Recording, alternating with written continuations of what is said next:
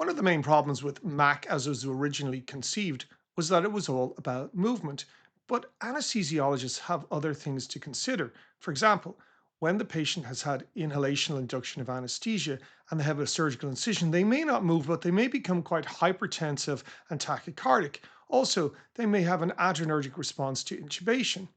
When the gas levels are dropped, the patients may start obeying commands. At what level of MAC is that? And when do they form new memories? When have they got amnesia? These are the MAC variants, and I think you really need to know these if you're going to practice anesthesiology. Fundamentals of Anesthesiology with me, Pat Nelligan. Understanding gases and vapors. MAC variants. Welcome back. Previously, we looked at the early history of monitoring adequate depth of anesthesia, and we discussed MAC, minimal alveolar concentration, and how it evolved when we understood that it changed on a population basis with age. This time, we're going to look at variants of MAC that were developed subsequently. We're going to start in 1981. Remember, MAC is about movement only. 50% of patients will move. They are asleep. So the patients are well asleep by the time they get to 1 MAC, but immobility is not anesthesia. Anesthesia has multiple components. Immobility is one of them. Amnesia, hypnosis, and loss of consciousness is another. And another part of the job is to curtail the neuroendocrine response to surgery, particularly the adrenergic response. The patient may or may not move to incision, but they may develop hypertension and tachycardia. So, what level versus 1 MAC, and it's always more, is required to block the adrenergic and cardiovascular response to incision? And this was addressed by Mike Roisen and colleagues back in 1981. They took 170 unpremedicated patients who received one of 4 anesthetics: halothane plus 60% nitrous, enflurane plus 60% nitrous, morphine and 60% nitrous with no volatile, and spinal anesthesia. The stimulus was skin incision, and they measured plasma norepinephrine, that's noradrenaline concentration after incision. And if it increased by 10% or more, they deemed that to be an adrenergic response. They also measured heart rate, blood pressure, pupillary diameter, etc. Roisen and his group were able to show that at a specific multiple of MAC, that's 1.5 times the MAC, the adrenergic response was obliterated in 50% of patients, and they call that the MAC bar, blocked adrenergic response to surgery. They also demonstrated that the adrenergic response to intubation was blocked in 50% of patients at 1.3 times the MAC, and they call this the MAC endotracheal intubation, MAC EI. Let me demonstrate this.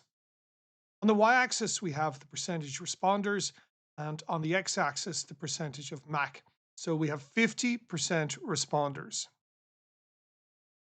Here is 1 MAC, where 50% of patients move and 50% of patients don't move.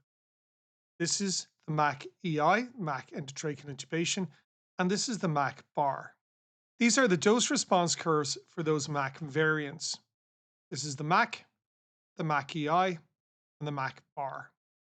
Remember, the MAC is about immobility, the MAC EI is blocked adrenergic response to intubation, and the MAC bar is blocked autonomic response to surgery. Remember, the numbers are 50% of patients. Here is the rule of thumb. The MAC EI is 1.3 times the MAC. The MAC bar is 1.5 times the MAC. Remember, these are in 50% of responders across the population. Subsequently, Eger developed a new MAC, and this paper came out in 2001, and it integrated several decades of MAC research into a coherent physiological and practical framework, particularly for monitoring anesthesia depth, and it introduced the concept of MAC awake. MAC is the concentration reducing immobility to noxious stimulus in 50% of patients. MAC awake is the concentration preventing appropriate response to verbal commands in 50% of patients. By verbal commands, it's things like squeeze my hand, open your eyes, stick out your tongue. Between those two levels, MAC for immobility and MAC awake, the patient is unconscious. The MAC awake is approximately 1/3 of the MAC, and it varies with age. So here are the various MAC variants that we've covered so far. MAC awake, 0.3 times the MAC. MAC is the MAC. MAC endotracheal intubation is 1.3 times the MAC, and the MAC bar is 1.5 times the MAC. Here is a graphical representation of the different MACs at that 40-year-old threshold. The MAC is in yellow, MAC EI is in blue, the MAC bar is in purple, and the MAC awake is in red. Between the red and the yellow lines, the patient is unconscious. The question that I've always asked about MAC is very simple. I don't want my patient to move. Is an effective concentration 50 an appropriate target? And it really is not in patients who you give inhalation of induction to render the patient anesthetized. In that situation, where we want our patients asleep, immobile, and not adrenergic, the EC95 is a better target. And what that means is that at MAC, 95% of patients won't move. Multiple studies have shown that the MAC EC95 is 1.2 to 1.3 times the MAC. And here are the numbers. The EC95 for MAC awake is 0.4. For MAC is 1.25 on average times the MAC. MAC EI is 1.6 times the MAC, and the MAC bar is 1.9 times the MAC. And these are the numbers for sevoflurane at the age of 40. You'll note that the MAC is 1.8, MAC awake is 0.6, MAC endotracheal intubation 2.3, MAC bar 2.7, but this increases, as you can see on the table to the right, where the MAC awake is 0.7, MAC is 2.3, MAC EI is 2.9, and the MAC bar is 3.4. You will often see anesthesiologists maintaining patients at an end-tidal SIVO of 2.3% in the absolutely incorrect belief that this is the level required to prevent awareness. That level, as we have seen, is vastly lower than this. And indeed, these numbers must be remembered as quantified for age and movement and do not take into account, as we will see in the next tutorial, modern balanced anesthesia with multimodal analgesia. Indeed, when you look at the additive effect of a second agent, such as nitrous oxide, even using the EC95, the MAC of SIVO with 70% nitrous oxide is 1.04%. The MAC bar is 2.17%.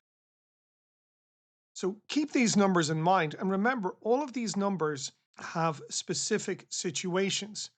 The MAC EI and the MAC bar are at the beginning of the operation. The MAC awake is at the end of the operation. There is a final MAC variant, and that is known as the MAC Amnesia. And sometimes people mix this up with the MAC awake, so I'm going to pivot back for a second. The MAC awake is the alveolar concentration of anesthetic at which 50% of patients will respond to verbal command. It reflects the return of consciousness. So that's 0.6% for SIVO. And it typically occurs at 0.3 to 0.4 of a MAC for most volatiles. And it's clinically used to describe the concentration at which patients wake up during emergence. But it isn't full emergence. The MAC Amnesia is the alveolar concentration at which 50% of patients will not form explicit memory of events. In other words, they won't have recall. It reflects the suppression of memory formation. The patient will squeeze your hand, lift their head, but have absolutely no recollection of this. And it occurs at a lower concentration than the MAC awake, typically 0.2 to 0.25 of a MAC. The patient may appear awake, but still will have amnesia for events. So it's the EC50 for explicit memory suppression. So we can add that to our table, 0.2 to 0.3 of a MAC. Going back to our dose response curve, It's over here on the left-hand side. Key point here, MAC amnesia is 25% of the MAC for that patient's age on average across the population. Risoflurane, it's 0.29%, for sevoflurane, 0.45%, for desflurane, 1.65%. A word of caution. Memory suppression is not binary. Investigators distinguish explicit memory, conscious recall of events, and implicit memory, subconscious processing detectable in priming tests. Volatile anesthetics suppress explicit memory at lower concentrations than those required to suppress implicit memory. That makes the MAC amnesia difficult to define precisely, and that's why I've left it slightly separate. Regardless, amnesia occurs at concentrations lower than those required to suppress responsiveness. Patients may appear to be awake, but they are unable to form memories because hippocampal memory circuits are highly sensitive to anesthetic agents. So putting this all together, the MAC amnesia is about the hippocampus. The MAC awake is about the cortex and the thalamus. The MAC is principally about the spinal cord and spinal cord responsiveness, and the MAC bar is about autonomic pathways. Now, there is something that you absolutely must keep in mind. All early and traditional MAC studies were conducted on induction of anesthesia using inhalational induction, not maintenance, not emergence. But if you use volatile anesthetics, that induction has changed. It's probably an intravenous induction, but the emergence is the same. You're emerging on volatile. The quoted figures for MAC awake and MAC amnesia are on emergence. They do not necessarily apply on induction. Due to the process of hysteresis and anesthesia, I'll get back to that in a later tutorial, it is important to understand that different MAC values exist at the beginning and at the end of the case. The MAC amnesia and the MAC awake during induction of anesthesia may not have the same impact on recall and on obeying commands as they do on emergence. Remember, they're emergence numbers. Finally, a word on neuromuscular blockers and MAC. Remember, we want to ensure that our patients are unconscious, amnestic, and will not develop hypertension and tachycardia when a surgical incision is applied. Neuromuscular blockers stop movement, but not spinal cord reflexes. Once the patient is immobilized, then the signifier of movement and depth of anesthesia is lost. You may also have given a short-acting opioid like fentanyl, alfentanil, sufentanil, or remifentanil to block the response to intubation.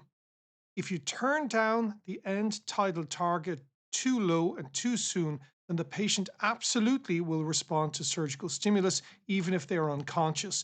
And that's why MAC remains a good reference point even in pharmacologically paralyzed patients at the beginning of the operation. Let's review this tutorial. In this tutorial, I discussed MAC variants: the MAC bar, the MAC EI, the MAC awake, the MAC amnesia, and the concept of the MAC being an EC, effective concentration 50, and an argument why at the beginning of the operation you need to be thinking about the EC 95. I finished with a short discussion about MAC and neuromuscular blockade. Now that you know the basics, we need to move on and look at the MAC in practice.